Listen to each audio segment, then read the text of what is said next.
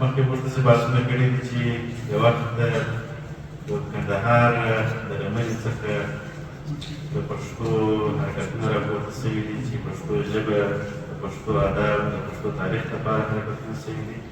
نن بیا د کندهار د غېږې څخه د پښتو د ډیجیټل کولو د بدلون لپاره حرکت راشنه شوی دی او خوشبختي په دې کې ده چې زموږ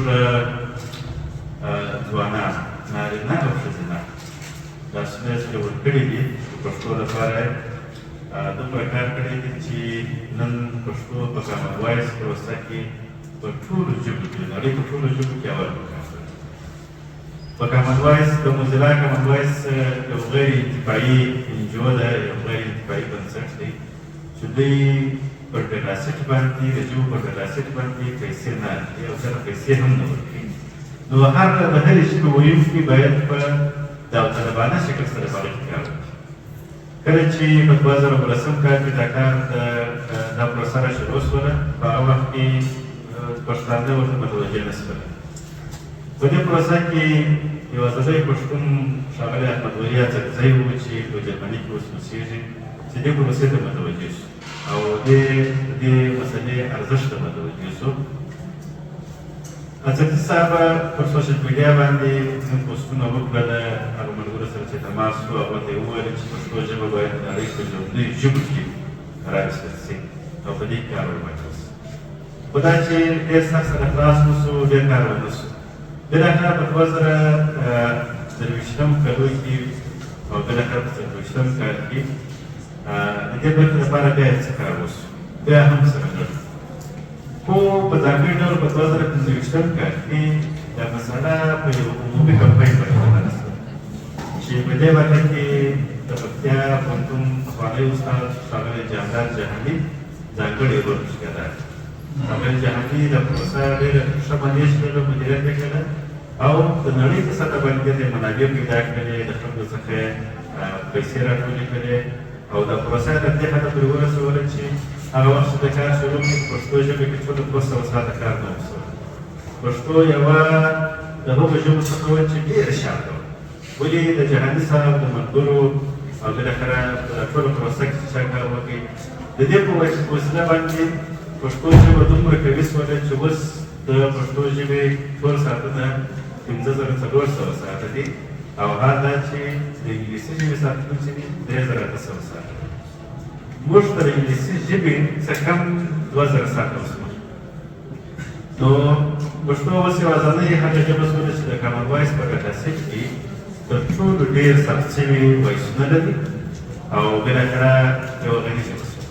دا هغه څه وو چې په یو لوی حشر باندې وشو، په یو لوی کمپاین باندې دا کار وشو او په توجه سره او جناب استاد دې ژبې ته او په دې کامن وایس کې هغه ځوانان کار وکړي چې زیاتره یې د مکتب شاګردان وه یا محصلین وه یا داسې کسان وو چې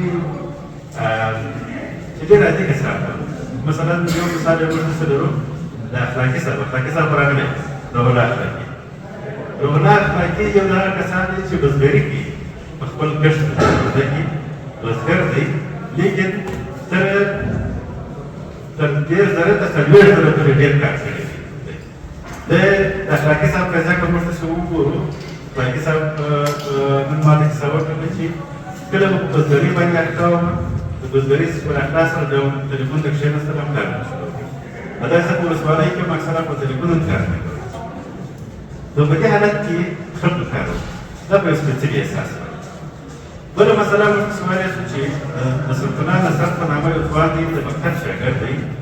د یو هنډک یوازې جملې ثبت کړي دي په خپل اواز کې، 80,000 یې کتلي د بل اواز د بل جملې اوس اورېدلې دي. یو هنډک په 80,000 جملې د کار وکړي. دا هغه څوک چې د مکتب شاګرد دی. همدارنګه دغه ځوانانو چې نورو چې کار کړی دي، مثلا د نقیب احمد قریشي قریشي صاحب هم ناست دی. دا هغه ځوان دی چې په ډېر لنډ وخت کې ډېر غټ کار وکړي. ده چې کومې جملې ثبت کړي دي، کوم ځوانان چې تشویق کړی دا بیخي یو جالب کار دی. په دې مابینځ کې ځینې ځوان رهبران هم راپیدا شول. هغه ځوان رهبران چې دوی وکولی شول چې ټیمونه جوړ کړي، دوی وکولی شول چې نور ځوانان تشویق کړي او بالاخره د یوه ټیم رئیس باندې راپورته شي. لکه د مخه چې هم ذکر وشو او مولوي صاحب یادونه وکړه د پښتو ژبې د ودې او پرمختګ دغه لړۍ چې کلونه د مخه راپیل سوې وه د دې لړۍ د تداوم لپاره موږ تاسې ټول مصروف یو او هم ذهنا او هم عملا په دې کار سره اوس خصوصا ځوانانو که نارینه وي او که ښځینه ټولو دا ثابته کړه ده چې په موږ کې د ډېر کار وس او توان شته. اوس خو نړۍ له هغه حالت راوتلې ده د ډیجیټل کولو یو مفهوم دا دی چې څنګه کولی شو دا خپله ژبه او په خپلې ژبې کې داسې موجود آثار و نړۍ ته وښودلی شو او د نړۍ په ژبو کې خپله مورنۍ ژبه د یوې سیالې ژبې په حیث درول هغه دغه اړتیا ده چې که نن په AI کې او یا مثلا ممکن په راروانو څو کلونو کې تر AI لا هم نور نوي داسې پروګرامونه جوړ شي چې هلته به ډیجیټل شوي آثار او د دغو آثارو ژبه به په خپل هغه لویو او څو لویو مدارجو کې واقع زه هم د زړه له کومې مبارکي ورته وایم او هم د زړه له کومې د دوی څخه مننه کوم چې دغسې یو ستر کار یې راپیل کړی دي دا سافټویر او دا ویبسایټ دی او بیا د پښتو ژبه په دې باندې کار کوي.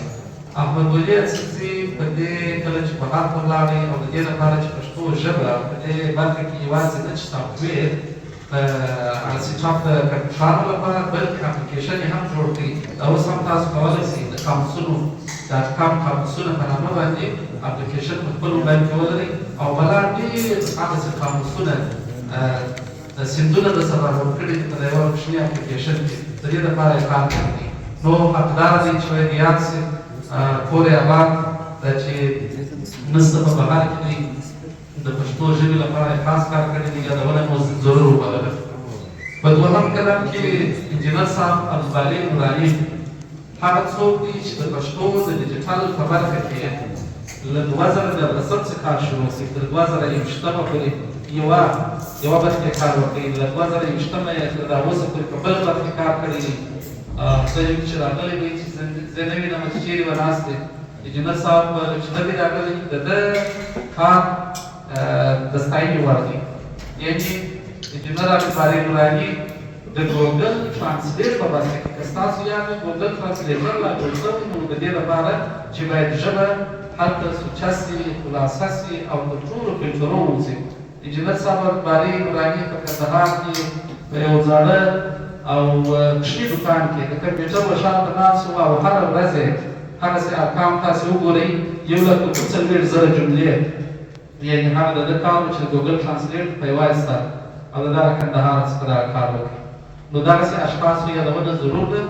مخکې چې مې وویل لا هم پکار ده چې موږ پښتو ژبه ډیجیټل او د اوس په زمانه کې د AI ژبه یې که دا مو نه کړله نو باید موږ هېڅوک نه یو.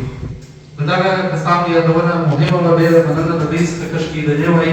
او درېیم کس چې ډېره یادونه یې ځکه ضرور ده چې جانداد جهاني د 2022 څخه تر 2024 پورې په دغه کامن وایس په برخه کې لکه داودي صاحب چې ویل په 2019 کې د تاسیس دپاره کامن وایس یا فایرفوکس موزیلا که موږ تاسې کار کړي یو اندروډ دی یو فایرفوکس د دې لپاره چې د ژبو ډاټا حاصل کړونکي غني کړي.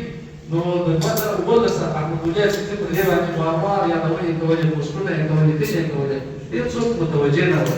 خو جانداد جهاني دغه ارزښت ته چې پام شو بلاخره په 2022 کې دغه مسله یې خورا راپورته کړله او تر دغه ځایه پورې ورسول. د ده د رهبرۍ هڅې وې د ده هغه یو خاص احساس دوی د پکتیا چې مخکې داودي صاحب یادونه وکړله انګلیسي ژبه تاسې وګورئ هغه د نړۍ په هغه کتار کې و چې لومړی وه. خو پښتو تاسې وګورئ چې تر انګلیسي هم لوړه شوله. یعنې په وایس یعنې په غږ کې د غږ په ثبتېدو کې. نو اوس ګرانو محصلانو او ځوانانو یو بل کار پکار دی، دا چې موږ د دغه ولیډیشن خبره یعنې د تایید خبره پاتې ده. د دې دپاره دغسې یو اشر ته اړتیا شته.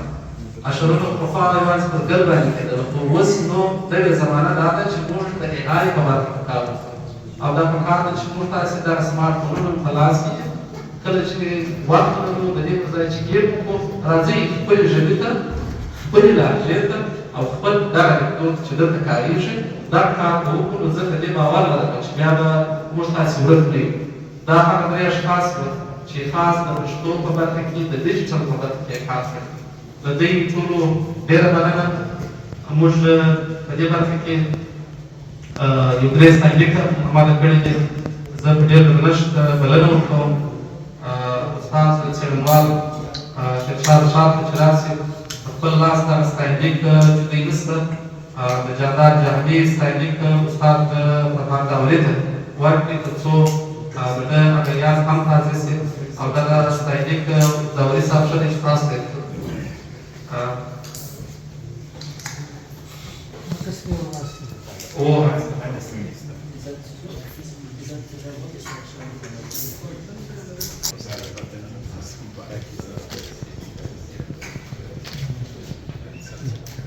ډېره مننه داوري صاحب. احمد ولي اڅکزي لپاره هم ستاینلیک د میرویس نیکه پوهنتون لخوا آماده شوی دی او دغه ستاینلیک به هم څېړنوال نشاد صاحب د استاد الفت ته ورکړي چې دغه د اڅکزي صاحب ستاینلیک د ده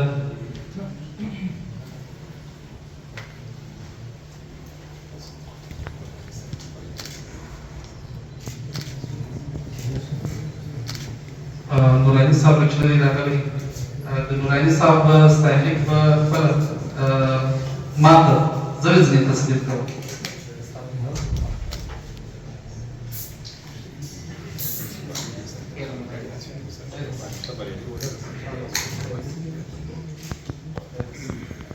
کندهار کې د کامن وایس په برخه کې ډېر کار کړی دی او دا پروسه یې راتلل کړې ده د ملګرو په مختلف ورڅخه ځانګړې مننه کوو. وایس نیکه پوهنتون د محصلانو چارو مرستیال عبدالغني حسن ته ستاینلیک ځانګړی شوی دی. نو بلنه ورکوو د کندهار د سوداګرۍ او پانګونې خونې مرستیال انجینر عبدالباقي بنا صاحب ته. بنا صاحب او حسن صاحب هم هغه څوک دی چې د داوري صاحب تر څنګ یې په دې برخه کې ښه کار کړی دی، ځلېدلی دی او د ټیم غړي ورڅخه خوشحاله دي. الله پاک مو شاد راکړي. نصیب الله لایق ده چې د دې په دې برخه کې د ډیزاین کارونه کوي. زیات اکشن دی، ځوان دی او د داوري صاحب تر څنګ پاتې شوی دی. نو همدا ستاینلیک په فضلي صاحب ورکړو. فضلي صاحب راځئ. لایق صاحب واقعیت سره هغه څوک دی چې د ډیزاین په برخه کې تل د میرویس نیکه پوهنتون د رهبرۍ او ټولو پوهنځیو له مسؤلینو سره همکاري کړې ده. مخکې یادونه وشوه د پښتو ژبې کې 15 میلیونو 4 ډکه تر اوسه پورې وایسونه ثبت وکړو او په دې کې هغه 25 نفره چې په لوی کندهار په سطحه باندې تقریبا تر 15 ډکه سره د جملې دوی غږونه ثبت کړي دي او لیدلي دي. د دې لپاره موږ ستاینلیک ورځین توپیر لرو. ډاکټر روشان لومړی مقام لري چې شپږ څلوېښت زره جملې شپږ څلوېښت زره غږونه یې ثبت کړي دي. 1,50,000 غږونه یې اورېدلي دي چې یو ټوټل 1,09,000 کېږي. د دې لپاره ستاینلیک لرو، ساعت لرو، نقدي جایزه لرو او د جایزې کې سره آماده شي روشان صاحب دی د سرطلا نصرت دی د زابل ولایت چې 1,00,000 غږونه یې ثبت کړي دي، 80,000 یې اورېدلي دي چې 1,80,000 کېږي. نو ښاغلی نصرت هم نشته. دویم مقام ډاکټر محب الله روشان ربقي عارفه روشان لري چې 1,50,000 غږونه یې ثبت کړي دي، 9,000 غږونه یې اورېدلي دي چې ټوله 1,48,000 کېږي. دا زموږ د بهادرو وړکیانو خویندو یو مثال دی. نو نن یې سره کېږي څلورم مقام لري مبارک او فرشته لپاره اجرجان ترک یو ځانګړی تحفه هم لري چې هغه هم ورسپارل کېږي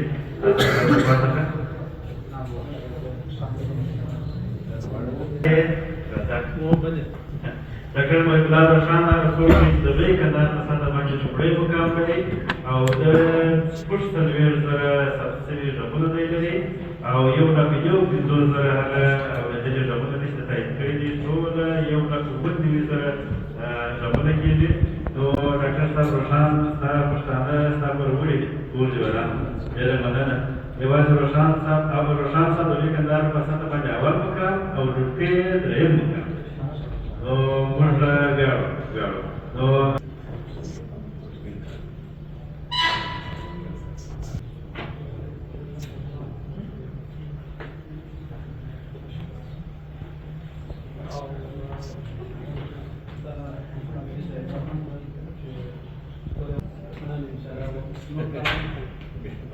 ډېره مننه روښان صاحب